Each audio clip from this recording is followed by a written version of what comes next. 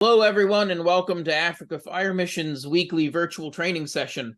My name's Mike. I'm a project coordinator here with Africa Fire Mission, and we're so happy that you took time out of your busy schedules to come and join us for this week's training. This week, we're going to be talking more about bushfires and some of the influences on fire behavior, specifically related to topography today.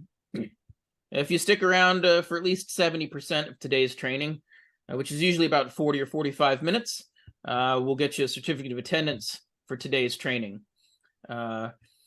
Before we get started with today's training topic, I'm going to pass things over to Jose, who's Africa Fire Mission's fire safety advocate, and he's going to share a few words of encouragement with us.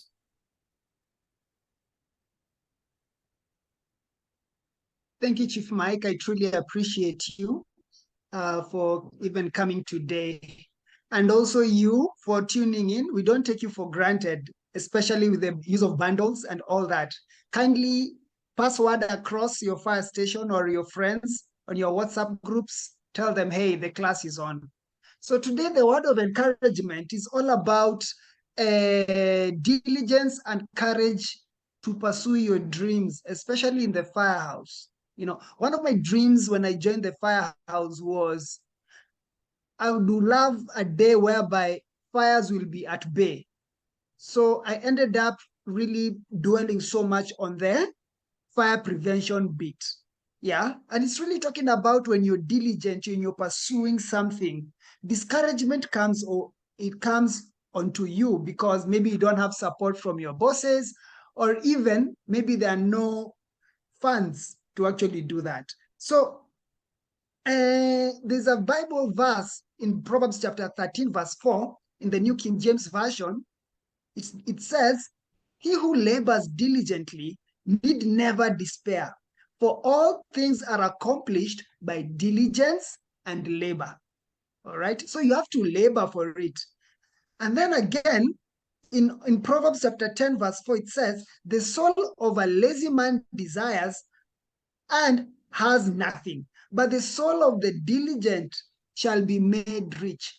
So if you're diligent in doing, for example, driving your fire truck safely, or even doing tactical firefighting in a safe way, you become diligent and you work hard to that. So for me, I'll tell you, you're actually not the first person to go through what you're going through on the discouragement. Yeah. So in Deuteronomy chapter 31, verse 6, as I finish, it says, be strong and of good courage. Do not fear or be afraid of them. For the Lord God, he is the one who goes with you. Who goes with you? He will not leave you nor forsake you. So think about those items and all the best. Thank you so much. And back to you, Chief Mike. Thank you, Jose. We always appreciate all the work that you've been doing to help support the firefighters throughout all of Africa.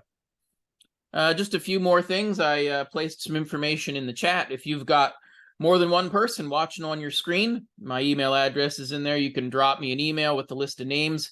We'll be sure to get a certificate of attendance for everybody who's sitting there watching along with you.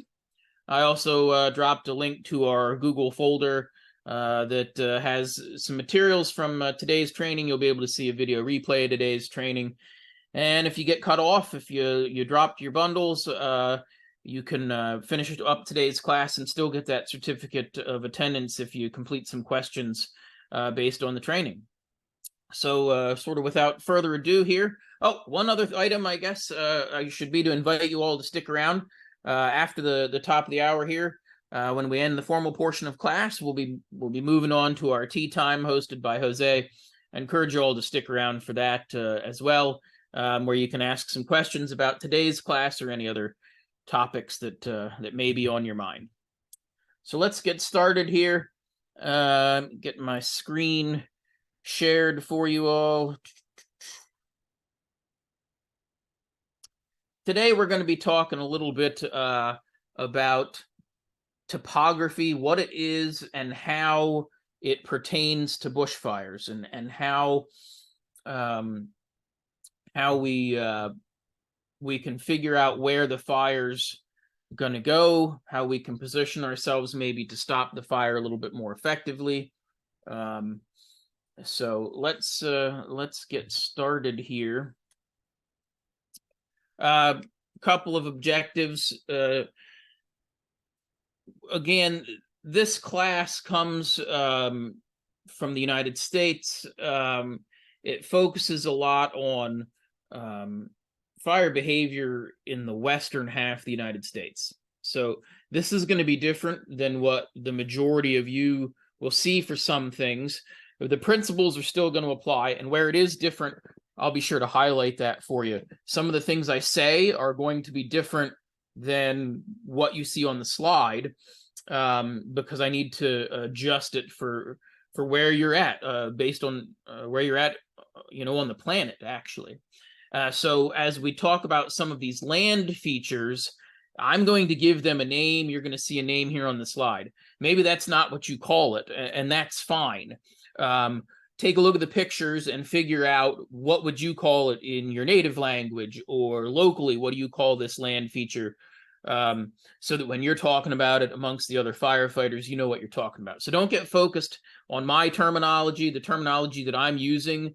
Nothing to say that this is the correct terminology, right? Adapt it to what works for you guys. Okay. So topography, what do we mean by this word topography? And basically, this just means it's the arrangement of the land. We've got three major things that control our fire behavior when we're talking about bushfires. It's fuels, weather, and topography.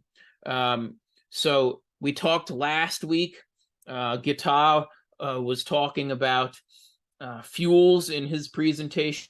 So the type of vegetation that you have burning, the arrangement of that vegetation, whether it's densely packed, whether it's sparse, all that sort of thing, the fuels, and that changes throughout the seasons.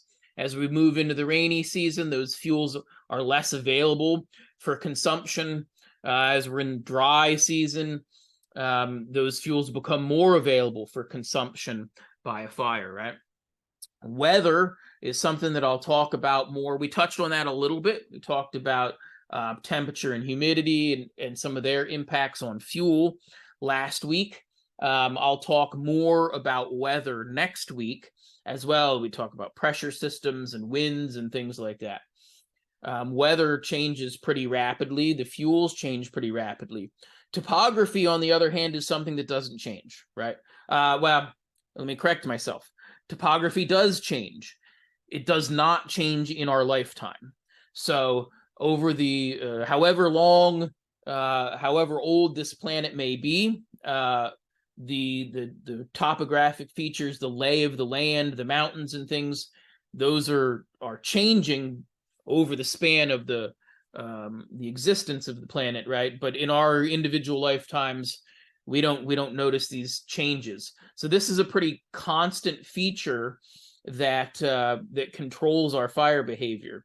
So it's something that we can plan on. We can evaluate how it is. We don't have to worry about this changing. The weather can change instantly. The fuels can change from season to season. Topography is always going to be the same. How do we look at topography? How do we interpret that? Okay. Topographic maps are maps that are designed to show us that lay of the land. So you're looking at a topographic map, and I don't know how common this kind of mapping data is. This is something that we use all the time. And if you look at this map that we have here, you'll notice that that little mitten of red there, that was our diagram that we used last week to identify the different parts of the fire and to work on some of our terminology. So now you can see that that's overlaid on this map. And we've got these lines on the map. Of course, the straight lines that you see running vertically and horizontally, these are longitude and latitude. So You're going to use those to get you grid coordinates to figure out specifically where you're at on this map. And then the other curved lines that we see on the map, these are contour lines. And these contour lines represent an elevation. On this particular map, here in the US, of course, we're using the imperial system, so these are measured in feet. And so in the center of the screen here, this darker line is labeled 2800, 2800. So that tells me that at that point, anywhere on that given line, you're 2,800 feet above sea level. So, you know, what information can I pull from this map? And looking at these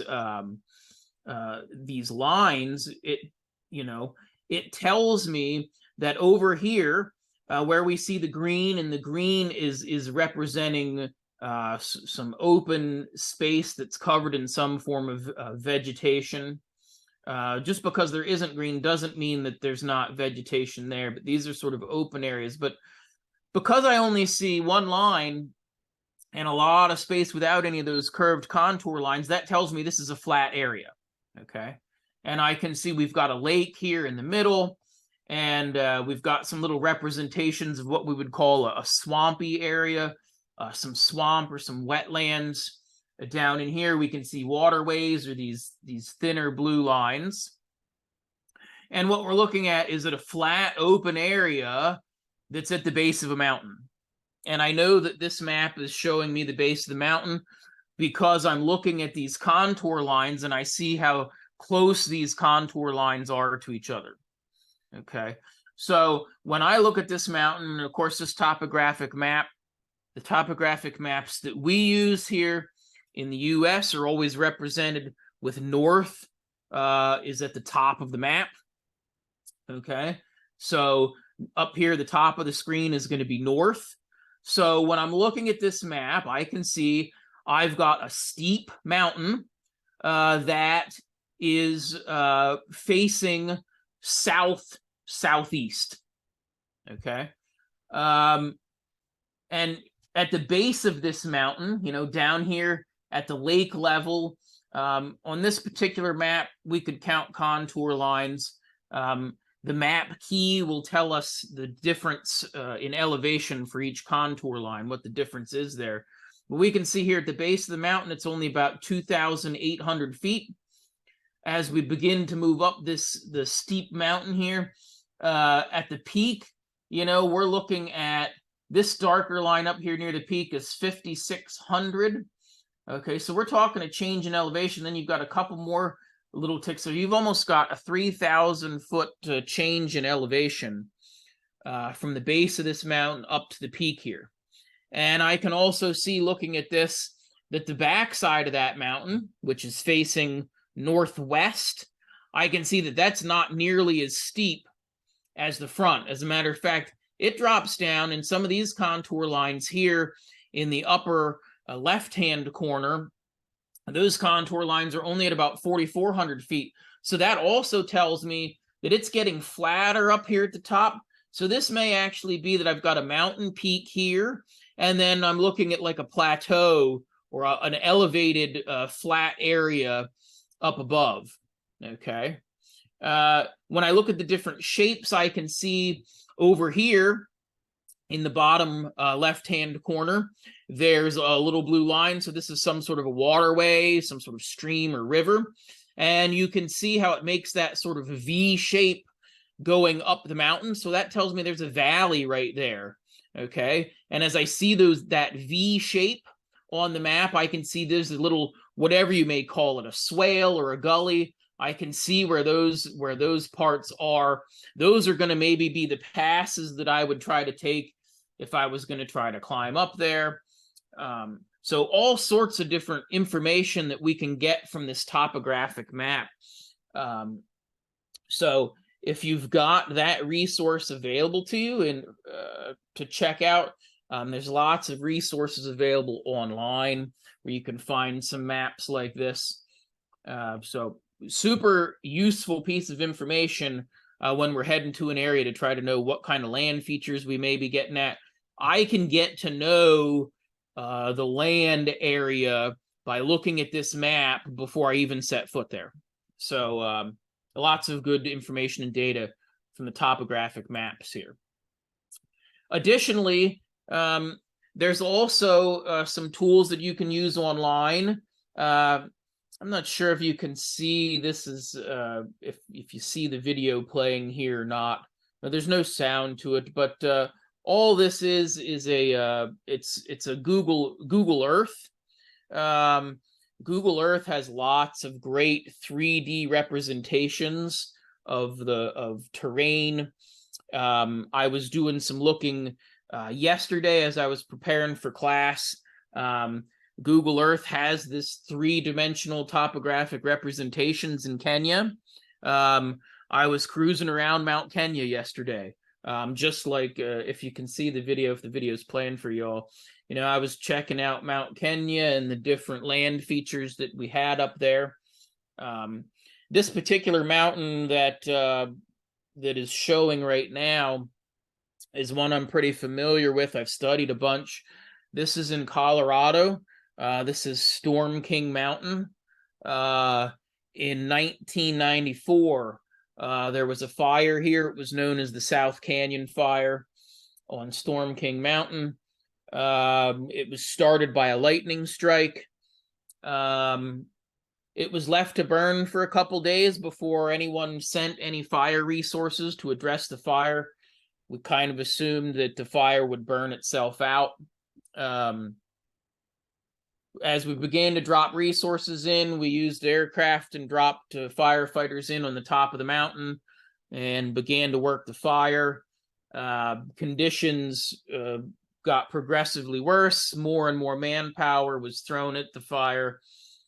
And the end result of it was that there was the loss of life. 14 firefighters died here on Storm King Mountain when the fire blew up. It makes for a great case study of what went wrong and gives you a lot of good information on what you can do to prevent that. There's a great book called Fire on the Mountain that talks about this fire, the South Canyon Fire. I would encourage you to get online later on, do a search for the South Canyon Fire or the Storm King Mountain Fire. There's lots to be learned from that. But back to the point of what we're looking at here. This is a resource that's available to you. Hop on Google Earth, and you can get this very visual 3D representation of the area that you're going to be operating in. It can help a lot with your pre-planning and trying to figure out how you would attack a fire in that terrain. Some of the different features that we're going to talk about here, what we call a canyon, ridges, chutes and saddles, and then there's natural barriers, rock outcroppings. There's constructed barriers like highways and roads or dams or other man-made features that we'll consider topography if they sort of alter the terrain of the land, or they would provide some sort of benefit or would somehow direct our fire behavior in some manner. So what we've got represented here in this image is what I would call a narrow canyon. And once again, maybe you've got another name for it. But what we're looking at is this is a deep and narrow depression in land. You might call it a tight valley. The concerns that we have with this type of canyon, and this is where in the U.S. we've lost a number of firefighters in this and another type of canyon that we'll see here in the upcoming slides. But the issue that we have here, you can see, hopefully you can see sort of in the center of this picture, we've got some smoke. We've got some fire burning on the left-hand side of this image. And as that fire intensifies, we've got the radiant heat from that fire is warming the fuels on the other side of the canyon.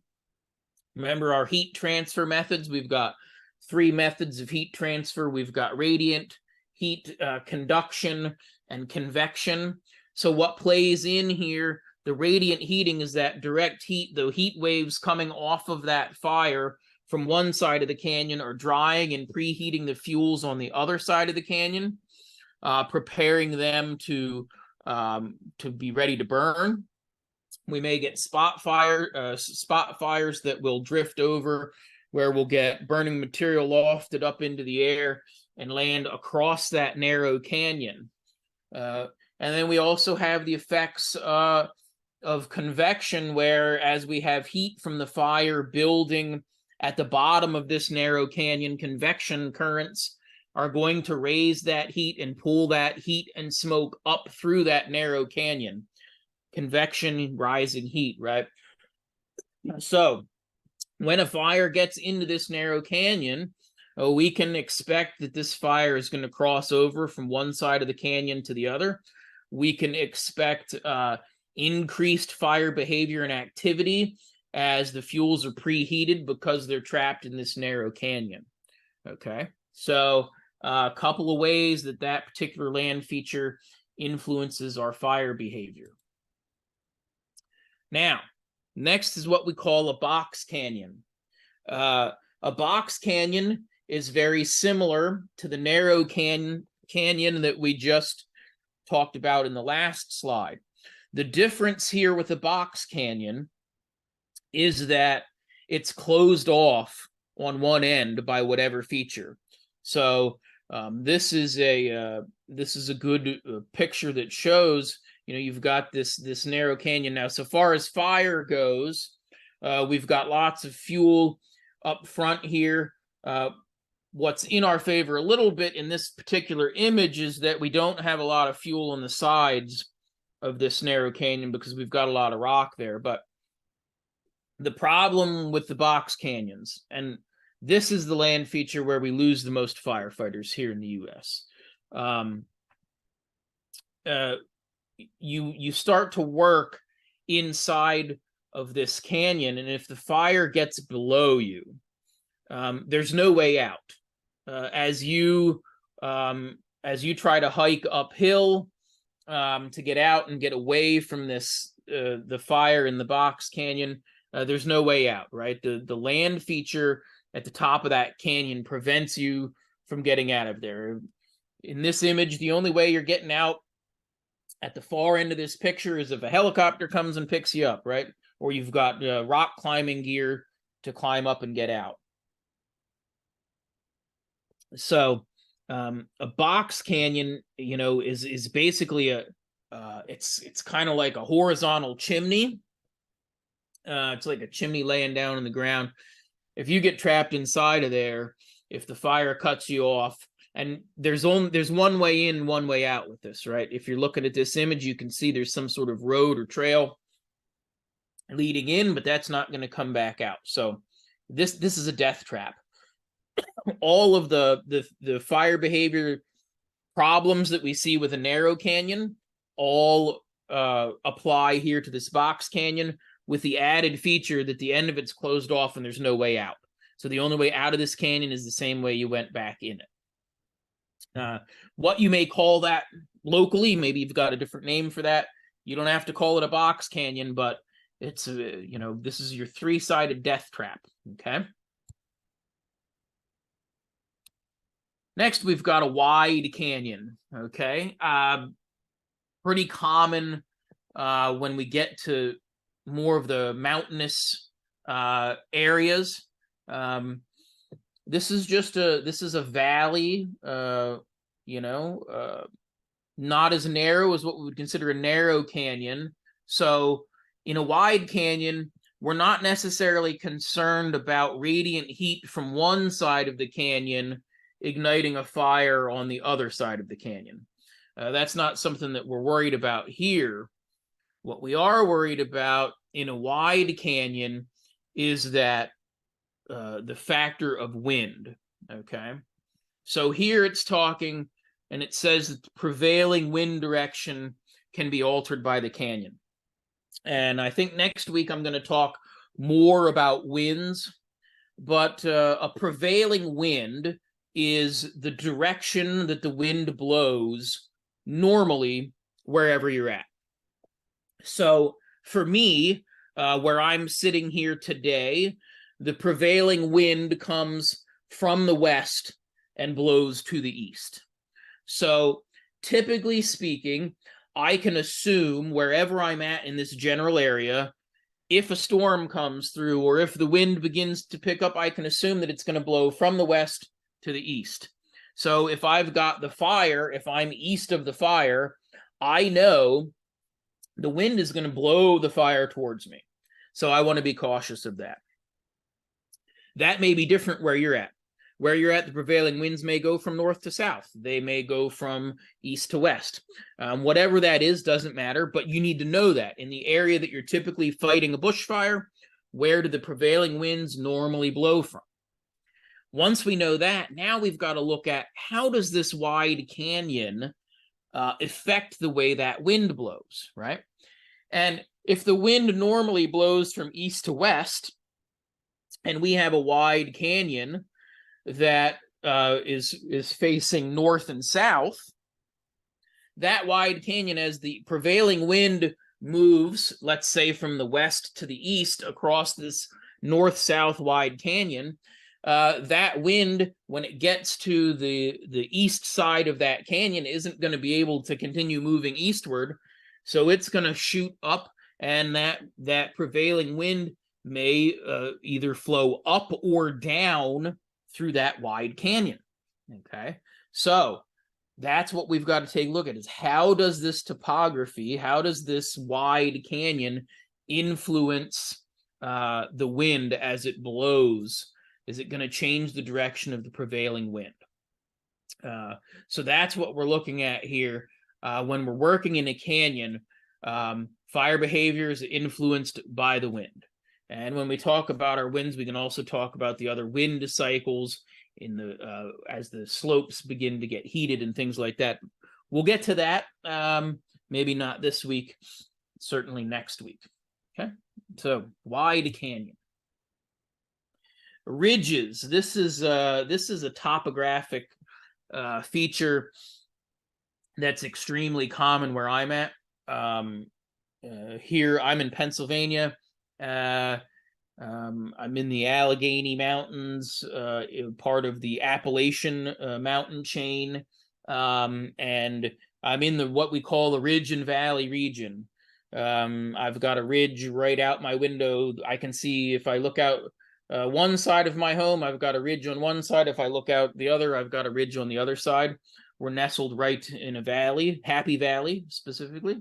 So ridges are these steep slopes that are they're typically long, relatively narrow, steep slopes as part of some sort of mountain range. Okay, so looking at this picture, we've got this strip of ridges running right down through the middle there. We've got we've got a river snaking up the left-hand side of the image. We've got a series of sharp ridges, and then the topography sort of smooths out a little bit more as we move to the right-hand side of the image. Okay. Couple of different things that we need to think about with these ridges. They've got steep slopes. How do we navigate those steep slopes? What's the fire going to do? How's the fire going to burn when it reaches a steep slope? We'll talk about that in a couple more slides. The fire's going to burn around some of those ridges. How's the fire going to travel around those ridges? And can we use the top of that ridge? A lot of times the top of that ridge is going to be the place where we're going to make our stand to try to stop the fire, because the fire is going to burn rapidly upslope. But when we get to the top of that slope, that may be the place where we're going to construct a control line, remove the vegetation, and try to get that fire to stop up there. Okay.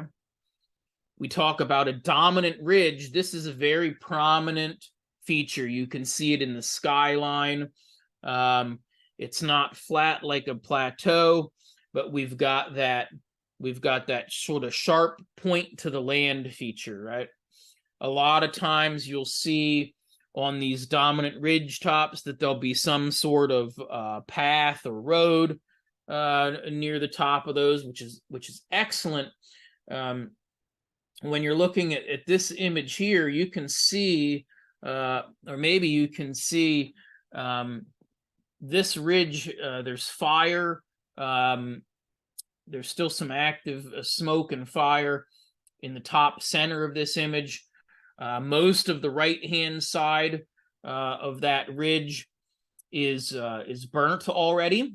The left-hand side, we've got that dense conifers or evergreen trees there. I can tell you by looking at this image, knowing that this image comes from the United States, I can make a very good assumption that the left side of this image is facing south. The right side of the image is facing south. The left side of the image is facing north. I can tell that based on the vegetation that I see there. So you've got that dominant ridge, and like I was alluding to in the last slide there, this is a great place to make our stand. Notice at the bottom of the image here, you can see that there's some burnt, some of the vegetation's burnt. It burns right up to that ridge, and it stops. It doesn't burn over. It doesn't carry over that ridge. So that's where we're going to try to make our stand for the fire. Now, in the center of that ridge, you see how it dips down, a little drop in elevation, and you can see how the fire burnt over that. That's a land feature called a saddle that we'll talk about in another slide coming up here. Okay. A spur ridge, these come off of the main ridges. Spur ridges are sort of a sharp, steep finger that pokes out off of the main ridges. They can act as a nice stop for the fire sometimes. They can also act as a dangerous barrier that we can't get over if we're trying to move away from the fire, right? So a spur ridge, and like I said, doesn't matter. There's tons of these here. In this image on the left-hand side here, there's lots of little spur ridges across here. Doesn't matter what you call it. Just be able to recognize that particular land feature and how it can impede you or impede the travel of the fire or steer the fire in another direction. A flat ridge, we see in some areas. So this is differentiated in that there's not such a steep point at the top of the ridge as we talked about the dominant ridge, right? So this one is a lot flatter. So this one may not be as advantageous for us to use as the fire break. This one we may see the fire carry across this sort of gentle slope, especially dependent upon how the fire is steered by the winds. So it's still helpful.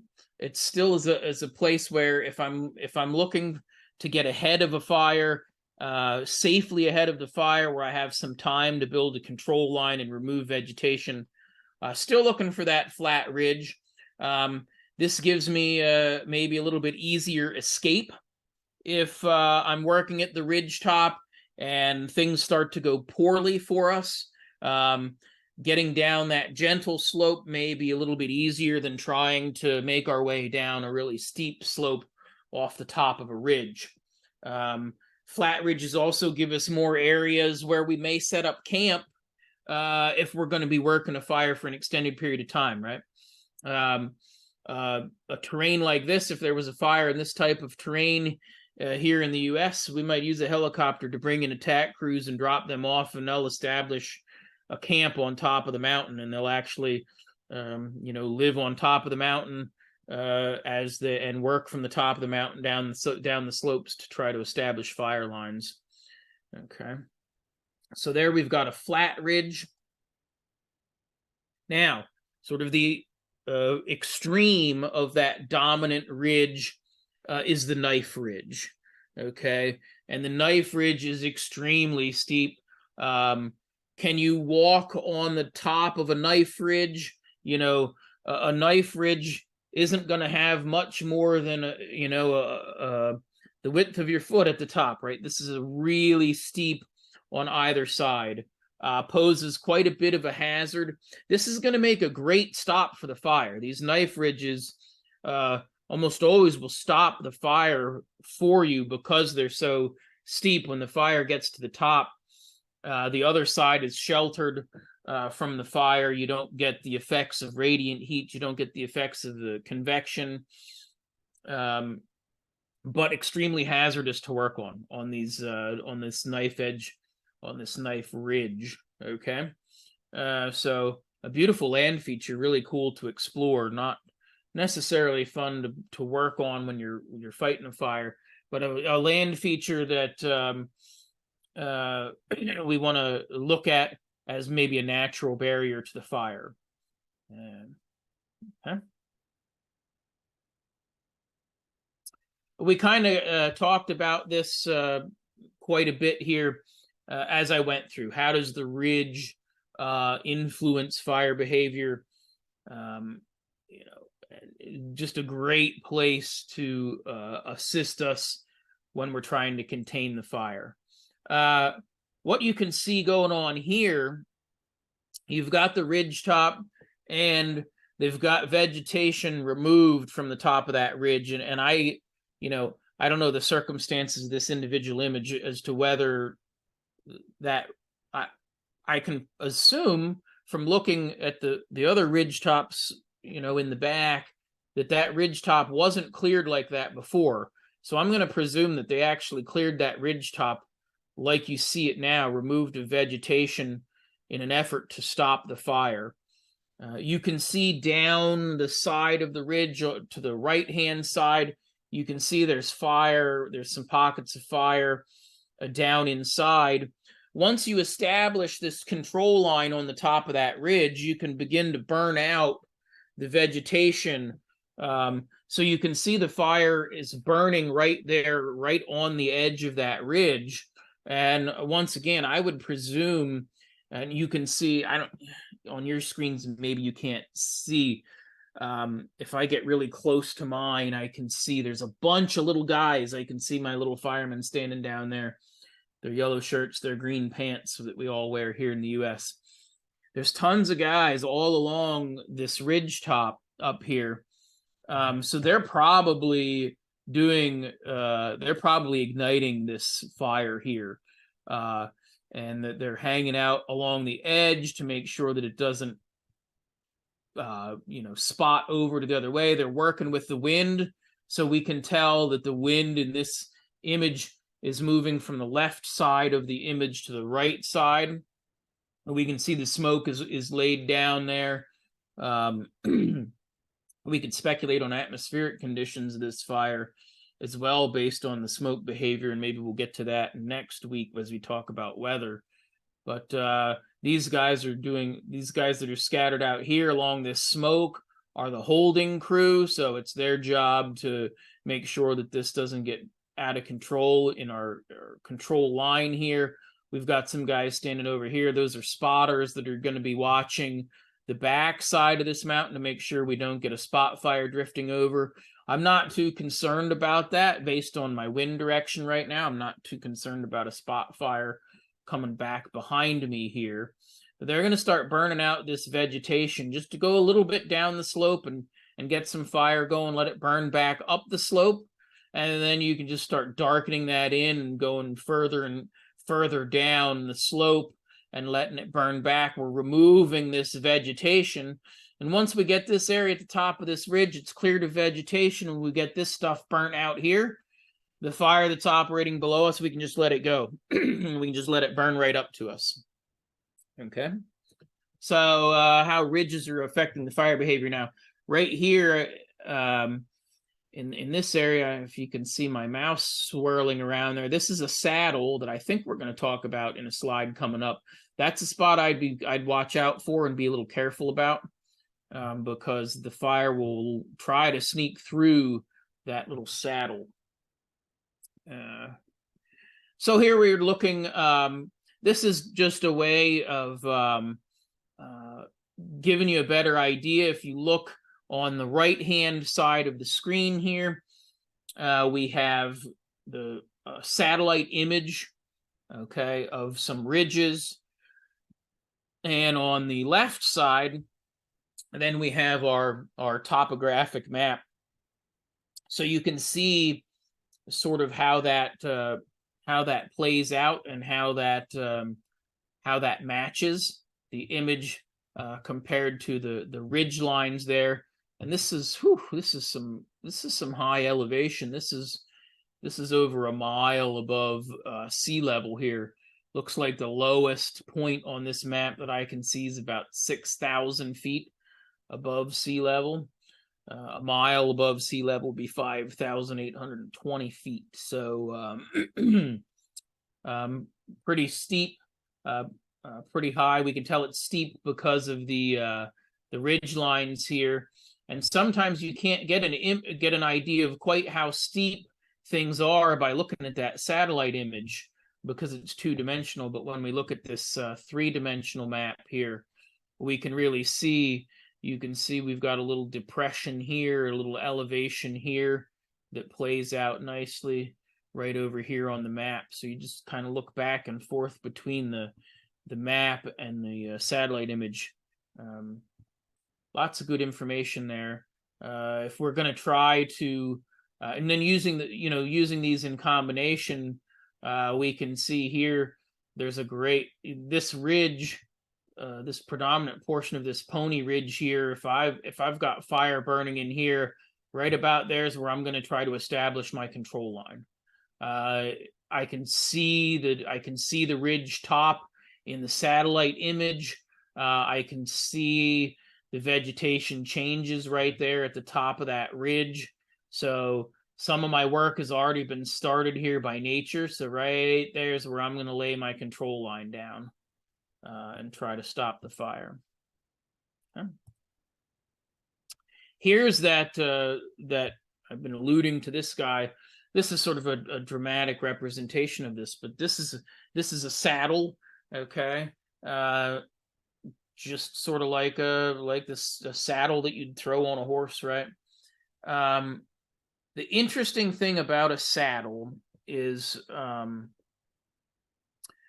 saddles are where the wildlife would move.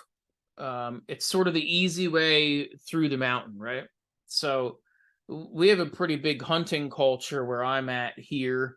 So when I teach this class here, we talk about hunting white-tailed deer, and this is where if you were a hunter, right, you would find these saddles in the hills, because you know that the wildlife, the deer, are going to try to cross.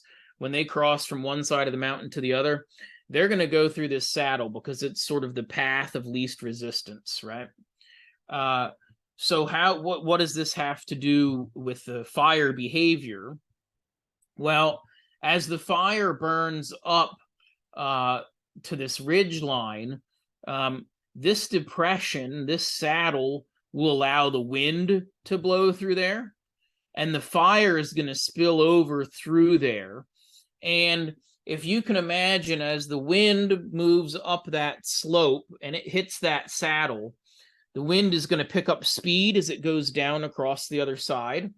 And it's also going to begin to swirl around and make like eddies.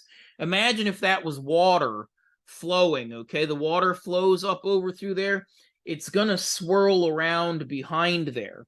So normally we would expect our fire behavior, we would expect the fire to stop or to significantly slow down when we get to the top of a ridge.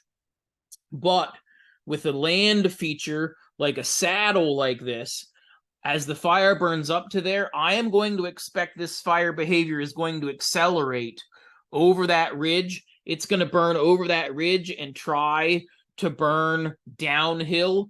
And that wind is going to carry that and swirl that also out to the sides. So the fire is going to pass over that saddle and start to burn down and out the sides on the other side. So be very cautious on that saddle. As we looked at some of those previous slides where you could see that saddle, those are those areas of concern. If our control line is running across the top of that ridge, the saddle is where we're going to leave a couple guys to watch to see how that fire behaves, how it reacts and runs over that. Okay. A chute is sort of like a narrow canyon that runs all the way up to a ridge line. It's not as deep as a narrow canyon, but it gives us the same fire behavior in that chute. When the fire hits that chute, it's going to run up that chute like a chimney. It's going to pull the fire up, push it over the other side, and maybe break a control line at the top.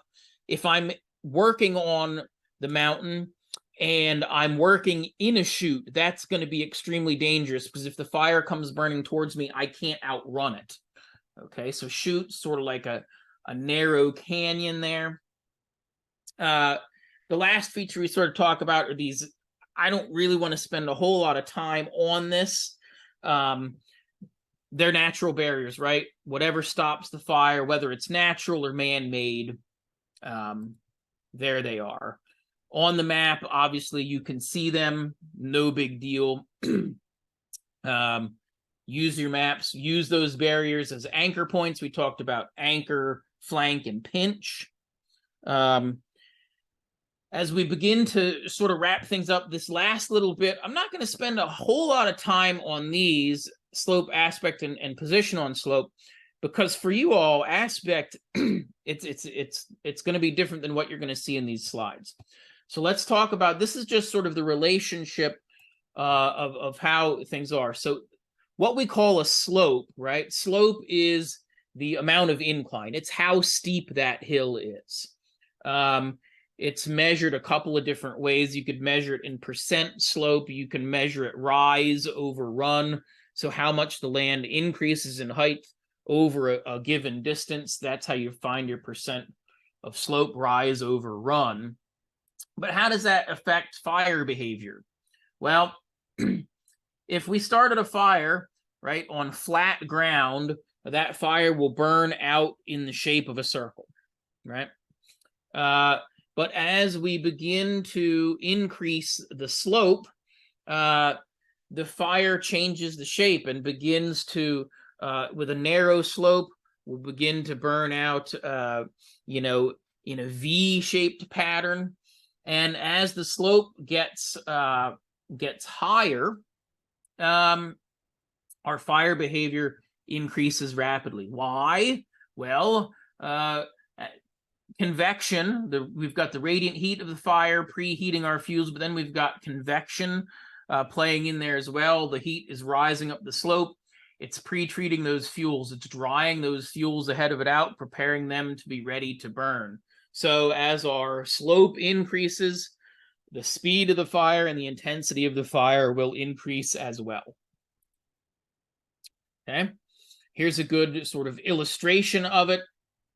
You've got fresh air coming in, being drawn in from the fire, which is creating an updraft up the slope.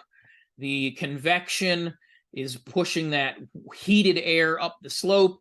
It's preheating the fuels, getting them ready to burn.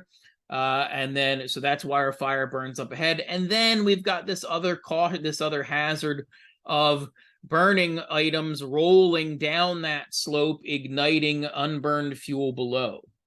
Okay. Aspect is something, this is the direction that a slope faces, right? So here in the northern hemisphere, and this isn't as applicable to a lot of you. What I'm talking about here, you need to be at least 30 degrees or farther north or south. So most of you are all located within the tropics. You're somewhere between the Tropic of Cancer and the Tropic of Capricorn, most of you, right? In that area, the aspect is the radiant heat, the sunlight, how that strikes the surface of the ground. So where I'm from here, okay, all of my south-facing slopes are drier. They have less vegetation. The north-facing slopes are wetter. They have more vegetation because the angle that the sun hits the slope. That's me here in the northern hemisphere. If you're in South Africa, you're below 30 degrees, you're out of the tropics. This is going to begin to affect you, but we're going to see the opposite. So in the southern hemisphere, the north slope is going to be hotter. It's going to be drier, going to have less vegetation. The south slope is going to be wetter, cooler, more vegetation. Okay. For you in the middle, in the tropics, that may not apply as much. Okay. So once again, this is northern hemisphere. Most of you guys aren't in the northern hemisphere. You're right around the equator. You're south of the equator, right? So then it would be the reversed. Now, position of slope. This still is a bit applicable for you all. And essentially, at your lower elevations, you're going to have more denser vegetation. And as you increase in altitude and position on the slope, that vegetation is going to get sparser and sparser. You have a couple of peaks, I know, in your areas where you can actually get above the tree line, where you really don't get vegetation growing when you get above a certain elevation. So, here, what we typically see, you're down at sea level and you've got, low-lying vegetation and grasses and things are more common closer to sea level. As you rise up, you get to shrubs, like a grass shrub type vegetation. It progresses into trees. Okay, but then when you get to a certain elevation way up here, you're hitting the tree line where you can't grow trees anymore. You're going to quickly reduce back to a shrub type vegetation and then get to an altitude where there's no vegetation at all. As once again here, we keep referencing the topographic maps. I think we've hit that pretty well. That pretty much covers our topics for today, and it hits our timing just about perfect as well. We talked about the different topographic features. We talked about some of the characteristics, how they play into topography. I don't know how well I covered things. If I hit the topics pretty well, we'll open the floor here to some questions in just a few moments. We're going to wrap up the formal portion of today's training, though, with a thank you to you all for attending, taking the time out of your schedules. It's very much appreciated. I invite you to join me here again next week. I'm going to talk about weather and how weather impacts the fire behavior and how we can tie all those things together so that we know what the fire is doing. So I'm going to thank you for your time and your effort. We'll see you back here next week. Invite all of your friends.